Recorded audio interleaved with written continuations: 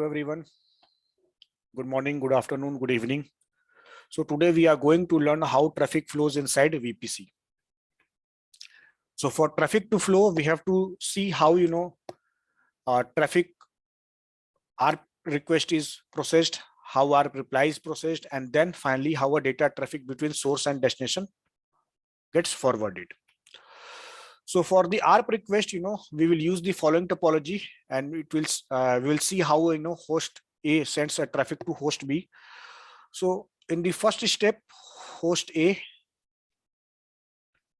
sends wants to send a traffic to host B. Host A having IP 10.10.10.2 wants to send data traffic to host B, IP address 10.10.10.3.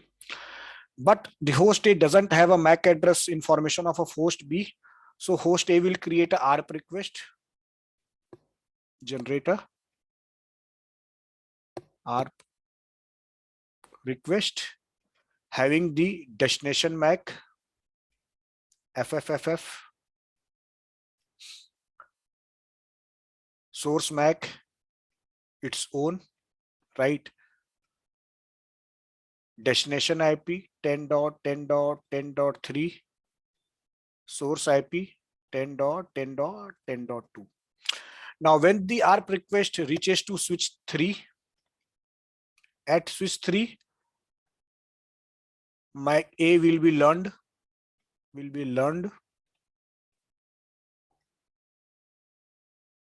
and kept in MAC address table, right? Now once the ARP request reaches to S3, because this is ARP packet and it's a broadcast in nature, so S3 will have to send this packet to all of its trunk port, and because the uplink connectivity is a port channel, so it will do a hash algorithm. On the hash algorithm, it will select a port ETH 1 by 1, and that ARP request will be sent on ETH 1 by 1 of a VPC, or a port channel 10 of switch 3. Now, once this ARP is sent on a ETH 1 by 1 of a switch 3, the switch 1 will receive the ARP. So switch 1 will keep the MAC A in its MAC table and shares this information via CFS to switch 2. So switch 2 will take this information, and switch 2 will also update MAC A on its VPC member port, ETH 1 by 2. So for ETH 1 by 2, will also having same MAC address table entry. Now once this information has been populated, because ARP request is a broadcast in nature, so switch 1 will send it on its trunk port. So it will send to its port channel 100, and it will also send this ARP request to port channel ETH 1 by 2, which is in VPC 20. So fifth ARP request is sent to port channel 100 and ETH 1 by 2 of VPC 20. Now once the ARP request is received on a switch 2, because this is a ARP request and this ARP request has switch 2, before forwarding this ARP request, switch 2 will see that it has already been passed via peer link, and the member port of VPC 10 is up, and the both qualifies for a loop avoidance scenario. So this broadcast will not be further forwarded to its any of the port of ETH 1 by 1 and ETH 1 by 2 of switch 2, right? Now once the ARP request reaches to switch 4 via ARP request reaches to switch 4 via ETH 1 by 2 of switch 1, MAC A is learned here, learn on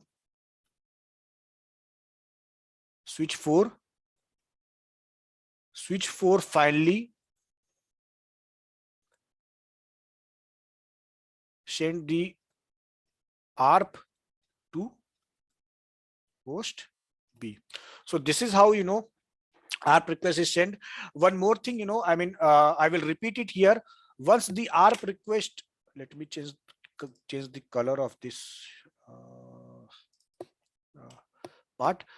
Once the ARP switch reaches from S1 to S2, S2 will see that this ARP has crossed via peer link, and also the member port ETH 1 by 1 of VPC 10 is up and alive. So this ARP request will not be further sent to ETH 1 by 2 and ETH 1, any of the member, trunk link on S2. This is why, because of the loop avoidance technique. Okay. Now, once the ARP request reaches to, a host, the host B will send a ARP reply, right? So once it sends the ARP reply, it will have a source MAC address MAC B. It will have a destination MAC address MAC A, right? It will have a source IP 10.3 and it will have a destination IP 10.2. So it is a unicast ARP packet. Once the ARP packet reaches here, the switch 4 will learn the MAC address B in its local MAC address table, and switch 4 will look up the MAC address table for a destination MAC, right? So it will see that MAC A is reachable via port channel 20, VPC 20. Because this is a port channel, so switch 4 will use a hash algorithm, and it will find that and it will select, let's suppose it selects a ETH 1 by 1 to send a ARP reply. So it will send ARP reply to ETH 1 by 1. Once this switch 2 will receive the ARP reply, the MAC address will be learned here, and with the help of CFS protocol, this switch 2 will send the MAC address B information, so that its related member port, which is the member port of VPC 20, ETH 1 by 1 and ETH 1 by 2, MAC address B will be learned on S1 also. Now, once the switch 2 will see the destination MAC address lookup on its local MAC address table, it will find that the destination MAC is reachable via VPC 10 on a ETH 1 by 2. So the ARP reply will be sent here. Once the ARP reply reaches to switch 3 will record the MAC B in its MAC table, right? And that ARP reply will be finally sent to host A. So this is how ARP reply works, right? Now let's suppose how a data traffic flows. So let's suppose, now host A has the information of MAC B, right? I mean MAC B of host B. So it will send a data traffic. Once the data traffic receives here, MAC lookup will be there of destination MAC B. It will see, switch 3 will see that my MAC address is reachable via VPC 10, and it will hash the, it will do the hashing algorithm. On the hashing algorithm, it finds that, okay, this MAC is, I can send this MAC address on a ETH 1 by 2. The the data traffic will be sent here. Now, once the data traffic will receive on the S2, the S2 will further refer to the, or look up to its MAC table, and it will see that where my MAC address B is reachable. It will find that my destination MAC is reachable via ETH 1 by 1. So it will send a data traffic to switch 4. Switch 4 will further look up its MAC address table, and it will find that my MAC B is reachable via ETH 1 by 4, and then finally the traffic is sent to host B. So this is how, the data traffic between source and destination happens. Okay.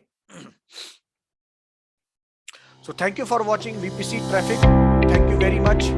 Thank you. Take care. Bye bye.